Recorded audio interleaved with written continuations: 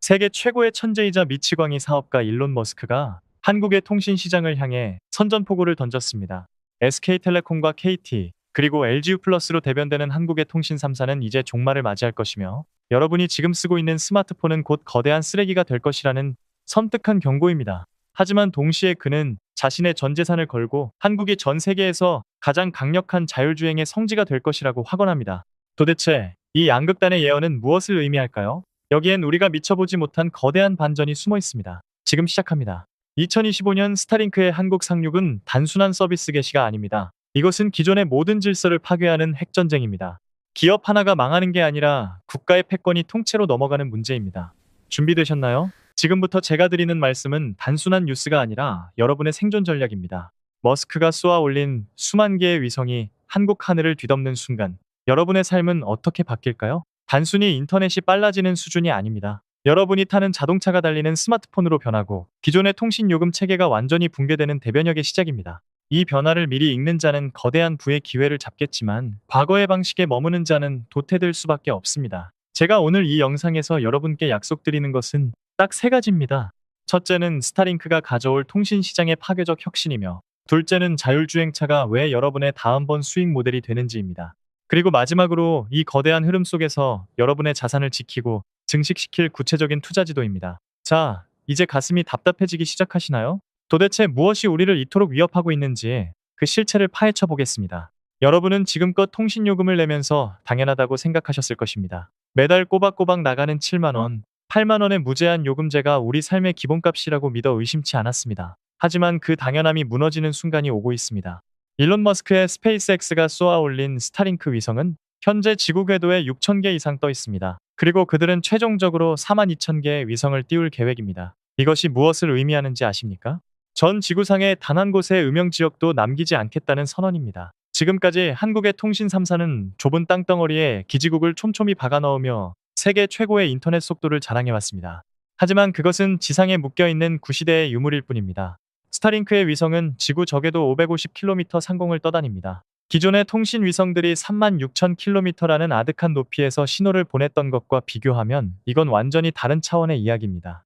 거리가 짧아지니 지연 시간이 획기적으로 줄어듭니다. 광 케이블보다 빠른 속도로 우주에서 직접 여러분의 스마트폰과 자동차로 데이터를 꽂아버리는 시대가 열린 것입니다. 여기서 우리는 선형적 사고의 함정에서 벗어나야 합니다. 대부분의 사람들은 기술이 계단을 오르듯 천천히 발전한다고 착각합니다. 하지만 기술은 지수적으로 성장합니다. 처음에는 눈에 띄지 않다가 어느 임계점을 넘어서는 순간 폭발적으로 세상을 뒤덮습니다.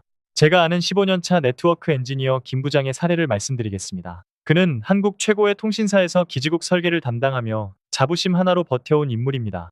그런데 얼마 전 그를 만났을 때 그는 충격적인 고백을 했습니다. 이제 기지국을 세우는 방식으로는 머스크의 위성 군단을 이길 재간이 없다는 것입니다. 그는 자신의 기술이 하룻밤 사이에 고철 덩어리가 될 것이라는 공포에 밤잠을 설치고 있습니다. 이것은 단순히 한 개인의 위기가 아닙니다. 수조 원의 인프라를 깔아놓고 망사용료를 챙기던 한국 통신 기업들의 비즈니스 모델 자체가 뿌리째 흔들리고 있다는 증거입니다.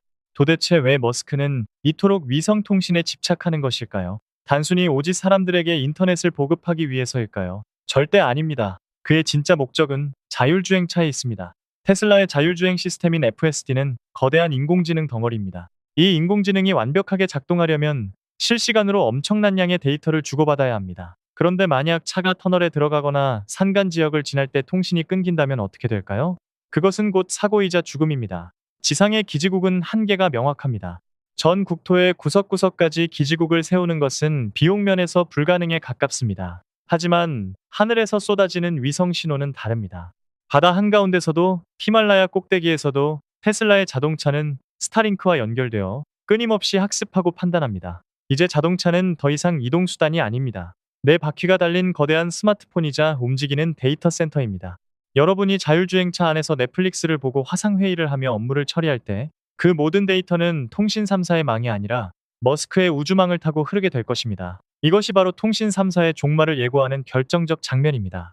그들은 망을 빌려주고 돈을 받던 지주 계급에서 순식간에 아무도 찾지 않는 낡은 도로의 관리자로 전락할 위기에 처했습니다. 상상을 해보십시오. 2025년 어느 날 여러분이 테슬라 모델 Y를 구매합니다. 차 안에는 이미 스타링크 안테나가 내장되어 있습니다. 별도의 통신사 가입 절차도 필요 없습니다. 차를 타는 순간 전 세계 어디서나 초고속 인터넷이 무료 혹은 아주 저렴한 구독료로 제공됩니다. 이때 여러분은 굳이 매달 비싼 요금을 내며 기존 통신사를 이용할 이유가 있을까요? 스마트폰 역시 마찬가지입니다. 이미 스페이스X는 T모바일과 협력하여 일반 스마트폰으로 위성 신호를 직접 수신하는 기술을 성공시켰습니다. 별도의 장비 없이도 하늘만 보이면 전화가 터지고 문자가 전송됩니다. 이것은 핵전쟁입니다. 기존의 통신 패러다임이 완전히 증발해버리는 거대한 폭발입니다. 한국의 통신 3사가 망 사용료 논란으로 구글이나 넷플릭스와 싸우고 있을 때 머스크는 아예 판 자체를 우주로 옮겨버렸습니다. 그들이 지상에서 땅 따먹기를 하는 동안 머스크는 하늘을 선점했습니다. 이 격차는 시간이 갈수록 좁혀지는 것이 아니라 기하급수적으로 벌어질 것입니다. 자, 이제 가슴이 답답해지기 시작하시나요? 도대체 우리는 무엇을 준비해야 할까요? 단순히 통신사 주식을 팔고 테슬라 주식을 사면 끝나는 문제일까요? 아닙니다. 이 변화의 본질은 데이터의 주권이 어디로 이동하느냐에 있습니다. 지금까지는 국가가 주파수를 관리하고 통신사가 그 권한을 대행하며 부를 축적했습니다. 하지만 위성통신의 시대에는 국경의 의미가 사라집니다. 우주에는 국경이 없기 때문입니다. 이것은 국가의 통제권을 벗어난 거대한 민간 자본의 승리이자 새로운 형태의 디지털 제국주의의 시작입니다. 우리가 주목해야 할 숫자가 있습니다. 바로 7조 원입니다. 이것은 머스크가 한국 시장을 겨냥해 준비하고 있는 잠재적 투자 규모이자 동시에 한국 통신 시장에서 증발할 수 있는 가치이기도 합니다. 머스크는 단순히 서비스를 파는 것이 아니라 생태계를 통째로 삼키려 하고 있습니다. 자율주행체가 달리는 스마트폰이 되는 순간 그 안에서 발생하는 모든 결제와 콘텐츠 소비, 그리고 데이터 흐름은 머스크의 손바닥 안에서 이루어집니다.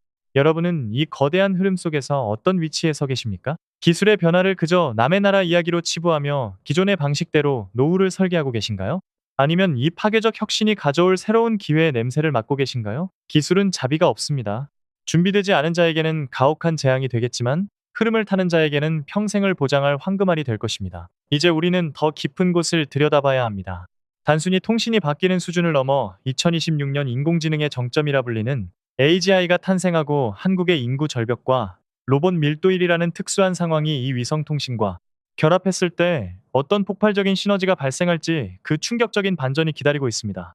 머스크가 왜 한국을 자율주행의 최적의 실험실로 보고 있는지, 그리고 그와 한국 기업들 사이에 오가는 은밀한 거래의 실체는 무엇인지 이제부터 하나씩 베일을 벗겨보겠습니다. 도대체 왜 일론 머스크는 수많은 나라 중에서도 유독 한국 시장에 공을 들이고 있는 것일까요? 단순히 인구 5천만의 작은 시장을 탐내는 수준이 아닙니다. 여기에는 소름 끼치는 통계적 진실이 숨어 있습니다. 한국은 현재 전 세계에서 인구 소멸 속도가 가장 빠른 나라인 동시에 인구 10,000명당 로봇 밀도가 세계 1위인 나라입니다. 사람이 사라진 자리를 로봇이 채우고 있는 유일한 국가라는 뜻입니다. 머스크는 바로 이 지점에 주목합니다. 그가 꿈꾸는 자율주행 로봇 택시와 휴머노이드 로봇 옵티머스가 가장 먼저 그리고 가장 완벽하게 구현될 수 있는 최적의 실험실이 바로 대한민국이기 때문입니다.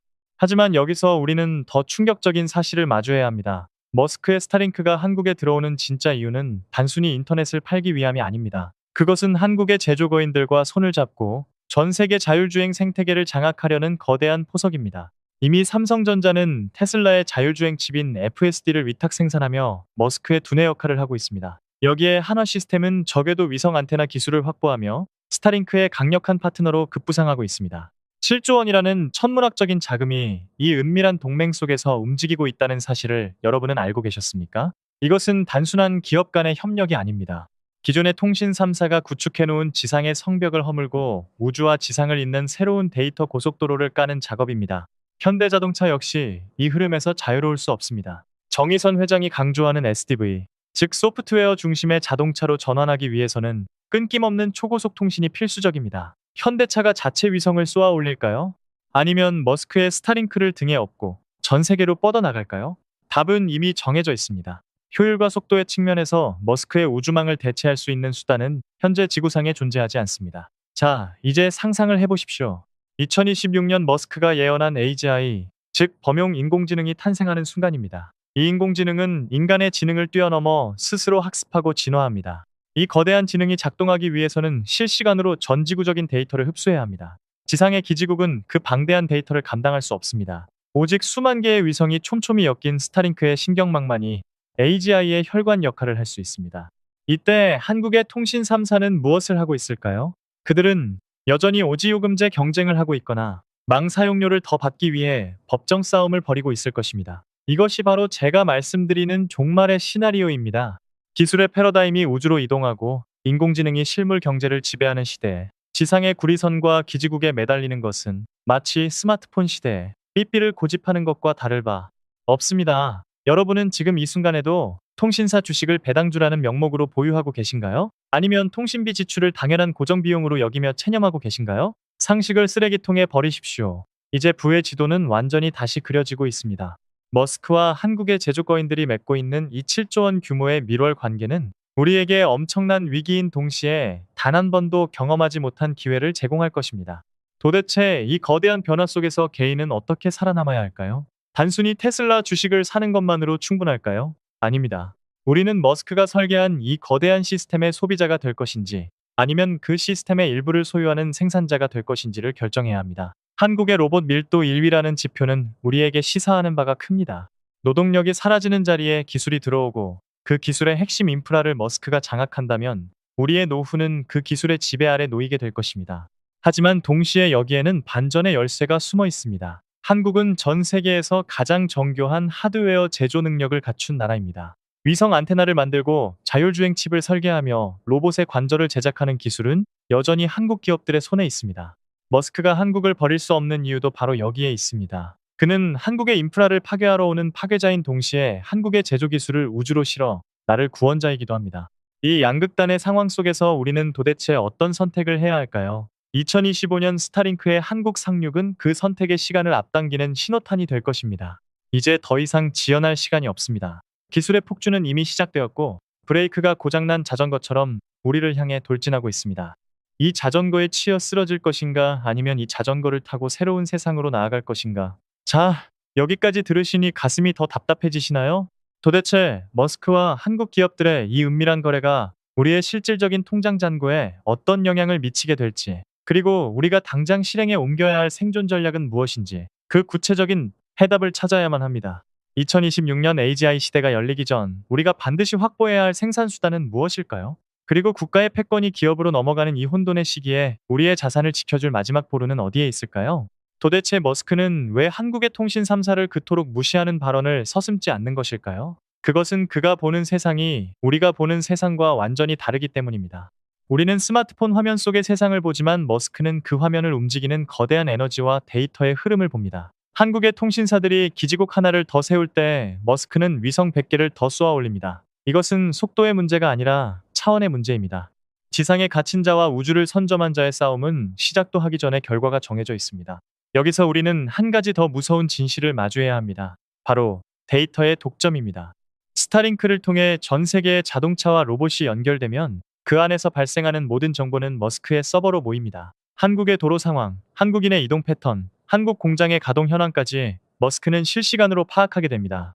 이것은 국가 안보의 문제이자 우리 개개인의 사생활이 통째로 넘어가는 문제입니다. 하지만 대중은 편리함이라는 마약에 취해 이 거대한 위협을 보지 못합니다. 무료 인터넷, 끊기지 않는 자율주행, 저렴한 통신요금이라는 당근 뒤에 숨겨진 날카로운 채찍을 보십시오. 자, 이제 가슴이 답답해지다 못해 통증이 느껴지시나요? 하지만 절망하기에는 이릅니다. 위기는 곧 기회라는 뻔한 말을 하려는 것이 아닙니다. 머스크가 한국을 선택했다는 것은 역설적으로 한국에 그만큼의 가치가 있다는 증거입니다. 그가 탐내는 한국의 기술력, 그가 이용하려는 한국의 인프라 속에서 우리는 우리만의 생존 구멍을 찾아야 합니다. 7조 원의 돈이 어디로 흘러가는지 그 물길을 따라가면 우리의 노후를 지켜줄 황금맥이 보일 것입니다. 이제 그 맥을 짚어볼 시간입니다. 우리 앞에 펼쳐질 이 거대한 반전의 시나리오에서 여러분이 쥐어야 할 마지막 카드는 무엇일까요? 그 실체를 지금 바로 공개합니다. 2026년은 인류 역사가 두 시대로 나뉘는 분기점이 될 것입니다. 머스크가 예언한 AGI, 즉 범용 인공지능의 탄생은 단순히 기계가 똑똑해지는 수준을 넘어섭니다. 인간의 개입 없이 스스로 판단하고 행동하는 이 거대한 지능이 한국의 도로를 달리는 수백만 대의 테슬라와 결합한다고 상상해 보십시오. 이때 가장 중요한 것은 무엇일까요? 바로 끊김없는 데이터의 수열입니다. 한국의 통신 3사가 제공하는 지상 기지국 방식으로는 이 거대한 지능의 갈증을 절대 해소할 수 없습니다. 데이터가 1초만 끊겨도 자율주행차는 거대한 흉기가 되고 로봇은 멈춰버립니다. 머스크가 스타링크를 통해 우주에서 직접 데이터를 쏘아 올리는 이유는 바로 이 AGI의 생존을 위해서입니다. 여기서 소름 돋는 반전이 일어납니다. 전 세계에서 인구가 가장 빠르게 사라지는 한국이 역설적으로 머스크에게는 가장 매력적인 기회의 땅이 됩니다. 아이러니하게도 사람이 없기에 로봇이 가장 절실한 나라가 바로 대한민국이기 때문입니다. 식당에서 서빙을 하고 공장에서 물건을 나르며 도로를 누비는 로봇들이 모두 스타링크의 위성망에 접속되는 순간 한국은 거대한 로봇 제국으로 탈바꿈합니다. 이것은 공상과학 영화의 이야기가 아닙니다. 당장 내년부터 우리 눈앞에서 펼쳐질 현실입니다. 통신 3사가 망 사용료를 두고 싸우는 동안 머스크는 이미 한국의 로봇과 자동차라는 실물 경제의 혈관을 장악해버렸습니다. 그렇다면 한국의 기업들은 그저 당하고만 있을까요? 아닙니다. 여기서 우리는 7조 원이라는 숫자의 실체를 마주해야 합니다. 삼성전자는 이미 테슬라의 자율주행 두뇌를 찍어내며 머스크의 심장을 공유하고 있습니다. 한화시스템은 적외도 위성 안테나 기술로 스타링크의 눈과 귀가 되어주고 있습니다. 현대자동차는 보스턴 다이내믹스의 로봇 기술을 스타링크의 통신망에 태우기 위해 은밀하게 움직이고 있습니다. 이들은 이미 알고 있습니다. 기존의 통신 질서는 무너졌으며 이제는 우주를 가진 자가 모든 부를 독점하는 시대가 왔다는 사실을 말입니다. 이것은 단순한 협력이 아니라 생존을 위한 처절한 몸부림이자 새로운 부의 재편입니다. 이제 여러분의 통장을 보십시오. 여러분이 믿고 있던 배당주와 안전 자산들이 이 거대한 해일에 휩쓸려가고 있지는 않습니까? 통신 3사의 주가가 박스권에 갇혀 있는 동안 머스크의 생태계에 올라탄 기업들은 소리 없이 덩치를 키우고 있습니다. 자율주행차가 달리는 스마트폰이 되는 순간 기존의 통신 요금은 의미를 잃습니다. 차를 사는 순간 통신은 공짜가 되거나 서비스의 일부가 됩니다. 이것은 소비자의 입장에서는 축복이지만 기존 질서에 기생하던 자들에게는 사형 선고와 같습니다. 국가의 패권이 기업으로 넘어가고 지상의 권력이 우주로 이동하는 이 찰나의 순간에 여러분은 어떤 선택을 하시겠습니까? 단순히 기술의 발전을 구경하는 관객으로 남으시겠습니까? 아니면 이 거대한 파도에 올라타 부의 추월 차선에 진입하시겠습니까? 이제 우리는 이 혼돈의 끝에서 우리가 쥐어야 할 마지막 생존의 열쇠가 무엇인지 확인해야 합니다. 자, 이제 결론을 내리겠습니다. 머스크의 스타링크가 한국 땅을 밟는 2025년은 단순한 통신 서비스의 교체가 아닙니다. 그것은 우리가 알던 경제의 문법이 통째로 바뀌는 개벽의 순간입니다. 이 거대한 파도 앞에서 살아남기 위해 여러분이 당장 실천해야 할 세 가지 행동 강령을 제시합니다. 첫째는 디지털 리터러시를 넘어선 우주 리터러시를 갖추는 것입니다. 지상의 기지국에 갇힌 사고를 버리고 위성과 인공지능이 결합된 새로운 인프라의 흐름을 공부하십시오. 둘째는 소비자가 아닌 생산수단의 소유자가 되는 것입니다. 단순히 통신요금을 내는 사람에 머물지 말고 스타링크와 자율주행 생태계의 핵심 기술을 가진 기업의 지분을 확보하십시오. 셋째는 변화에 대한 압도적인 적응력입니다. 과거의 고소득 직종이 인공지능과 로봇에 의해 대체될 때 그 기술을 부리는 설계자의 위치로 올라서야 합니다. 머스크의 경고는 예언이 아닙니다. 우리에게 던지는 마지막 초대장입니다. 이 초대장을 받아들고 미래로 나아갈 것인지 아니면 과거의 잔해 속에 남겨질 것인지는 오직 여러분의 선택에 달려 있습니다. 여러분의 노후가 폐지를 줍는 회색빛이 아니라 우주 기술의 혜택을 누리며 자산이 스스로 증식하는 황금빛이 되기를 진심으로 응원합니다. 이 거대한 변화의 파도 위에서 함께 노를 저어가실 분들은 구독과 좋아요로 응답해 주십시오. 오늘 영상이 여러분의 인생에 작은 균열을 내고 그 틈으로 새로운 기회의 빛이 스며들었기를 바랍니다. 끝까지 시청해 주셔서 감사합니다.